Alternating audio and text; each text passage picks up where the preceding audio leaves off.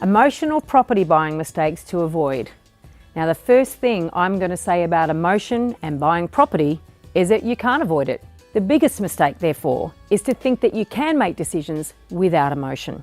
The fact is that our unconscious or emotional mind drives us more than we realise. Some psychologists estimate that 80% of our decision making is in fact subconscious, which means that we are being influenced all the time without even knowing it. We are affected by both positive and negative experiences in our past. For instance, if your parents lost money in a property deal when you were young, you might be super cautious now and never be prepared to pay fair market value for a property. You might think you are not being emotional here because you are able to discipline yourself to stop bidding.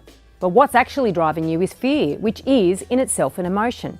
Now, this won't cost you in a flat market, but when prices rise, you'll be left behind.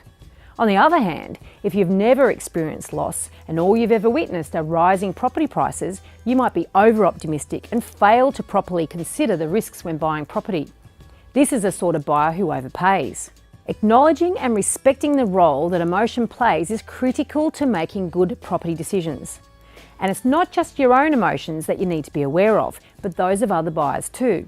In particular, an understanding of human behaviour will give you an insight into the nuances of capital growth. You see, emotion drives up prices because people like scarce property. They're rare and in demand, and they'll respond emotionally, and fear of missing out will kick in, and that pushes up prices. From an investor's point of view, one of the enduring features of property as an investment vehicle is its lifestyle component. And the fact that we all live in a property imbues it with so much more meaning than a less tangible asset.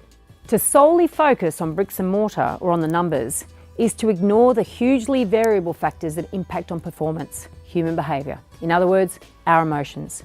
If this topic interests you, you will love my new podcast called The Elephant in the Room, where we explore who is really making the decisions when you buy a property. Look it up on iTunes or click on the link below in the notes. If you like this video, please like it and please share it.